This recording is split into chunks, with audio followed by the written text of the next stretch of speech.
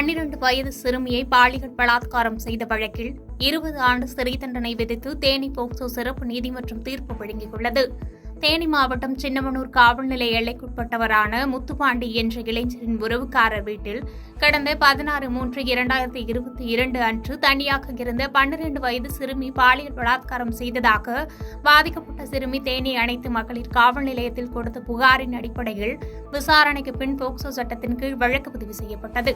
இந்த வழக்கு விசாரணையானது தேனி மாவட்டம் ஒருங்கிணைந்த நீதிமன்றத்தில் உள்ள போக்சோ சிறப்பு நீதிமன்றத்தில் நடைபெற்று வந்தது. இந்த வழக்கு விசாரணை முடிவுற்று சாட்சியங்களின் அடிப்படையில் முத்துப்பாண்டி என்ற இளைஞர் குற்றவாளி என தீர்மானிக்கப்பட்டு குற்றவாளிக்கு போக்சோ சட்டத்தின் கீழ் 20 ஆண்டுகள் சிறை தண்டனையும் மற்றும் 5000 ரூபாய் அபராதம், அதை கட்ட தவறினால் மேலும் ஓராண்டு மேய்க்காவல் சிறை தண்டனையும் விதித்து தேனி போக்சோ சிறப்பு நீதிமன்ற நீதிபதி கணேசன் தீர்ப்பு வழங்கியுள்ளார். அந்த தீர்ப்பை தொடர்ந்து குற்றவாளியான முத்துப்பாண்டியை சிறையில் அடைக்க காவல்துறையினர் பாதுகாப்புடன் அவரை அழைத்து சென்றனர்.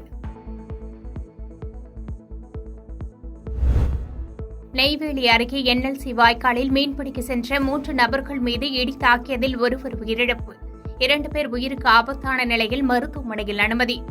கடலூர் மாவட்டம் பண்ருட்டி அடுத்த காங்கிருப்பு என்ற கிராமத்தைச் சேர்ந்த ரங்கநாதன் என்பவரின் மகன் விஜயகுமார்.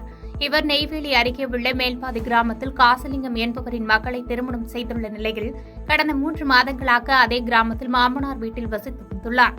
இந்நிலையில் இவரும் மாந்தாரக்குப்பம் பகுதியைச் சேர்ந்த சபரிமுத்து என்பவரின் மகன் டேனியல் மற்றும் செல்வகுமார் மகன் தினேஷ் ஆகிய மூவரும் நெய்வேலி NLC வடிகால் வாய்க்காலில் மீன்பிடிக்க சென்றுள்ளனர். நெய்வேலி தனியார் மருத்துவமனைக்கு கொண்டு சென்று சிகிச்சைக்காக சேர்க்கப்பட்டுள்ளனர். இதுகுறித்து மாந்தாரக்குப்பம் காவல்துறையினர் விசாரணை மேற்கொண்டு வருகின்றனர். மாமனார் வீட்டில் வந்து தங்கியிருந்த மருமகன் மற்றும் அவரது நண்பர்களுடன் மீன்பிடிக்க சென்றபோது இடி தாக்கி உயிரிழந்த சம்பவம் அப்பகுதியில் பெரும் சோகத்தை ஏற்படுத்தியுள்ளது. பெரம்பலூரில் நேற்று இரவு பெய்த கனமழையால் தெப்பக்குளத்தின் நடைபாதை சரிந்து விழுந்ததால் பரபரப்பு ஏற்பட்டுள்ளது. பெரம்பலூர் மற்றும் அதன் சுற்றுவட்டார பகுதிகளில் நேற்றிரவு கனமழை பெய்தது. இந்நிலையில் பெரம்பலூர் துறையூர் சாலையில் அமைந்துள்ள ஐயப்பன் திருக்கோவிலின் பின்புறம் பழமை வாய்ந்த தெப்பக்குளம் அமைந்துள்ளது. இந்த தெப்பக்குளமானது சுமார் 7 வருடங்களுக்கு முன்பு நடைபாதைகள் மற்றும் சுற்றுச்சுவர் அமைத்து பொதுமக்கள் நடைபயிற்சி செல்வதற்காகவும் விழா காலங்களில் பொதுமக்கள் வந்து செல்ல பயன்பாட்டிற்காகவும் செயல்பட்டு வருகிறது.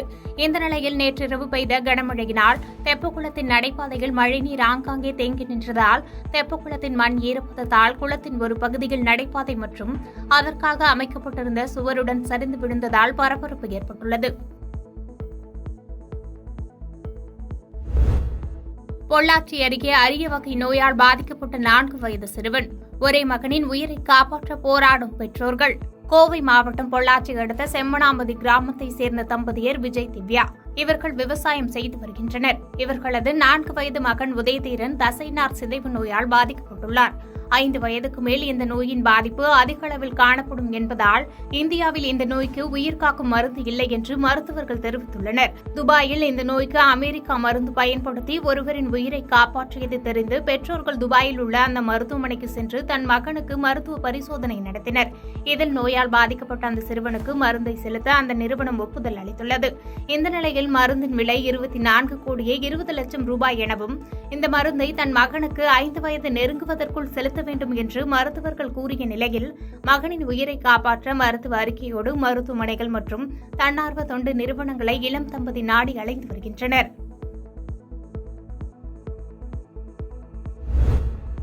தென்காசியில் மாணவ மாணவிகளை குறிவைத்து கல்வி உதவித்தொகை வழங்குவதாக ஆன்லைன் மோசடி நடைபெற்று வருவது பரபரப்பை ஏற்படுத்தியுள்ளது. தென்காசி மாவட்டம் சேர்ந்தமரம் அடுத்துள்ள உச்சிப்புத்தை கிராமத்தைச் சேர்ந்தவர் திருமலைக்குமார். இவரது மகள் அரசு மேல்நிலைப் பள்ளியில் 10ஆம் வகுப்பு தேர்ச்சி பெற்ற நிலையில் மேற்படிப்புக்காக கல்வி உதவித்தொகை வழங்க உள்ளதாக தொலைபேசி அழைப்பு ஒன்று வந்துள்ளது. இந்த தொலைபேசி அழைப்பில் தாங்கள் கல்வித்துறையில் இருந்து பேசுவதாகவும் தங்கள் மகள் அரசு பள்ளியில் பயின்று தேர்ச்சி பெற்றுள்ள நிலையில் மேற்படிப்புக்காக கல்வி உதவித்தொகை ரூபாய் 28,500 வந்துள்ளதாக கூறியுள்ளனர். மேலும் இந்த தொகையை ஆன்லைன் பரிவர்த்தனையான ஜிபே மூலம் மட்டுமே வழங்க முடியும் என வற்புறுத்தியுள்ளார். இந்த நிலையில் கிராமப்புறம் மற்றும் எளிமையான குடும்பத்தைச் சேர்ந்த இவர்கள் தாங்கள் ஜிபே பயன்படுத்துவதில்லை என தெரிவித்துள்ளனர்.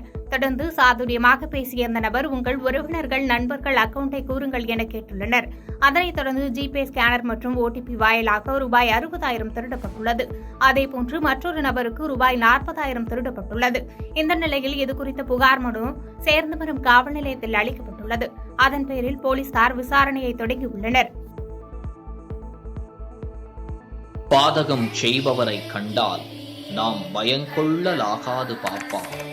மோதி மிதித்து விடு பாப்பா, அவர் முகத்தில் உமிழ்ந்து விடு பாப்பா.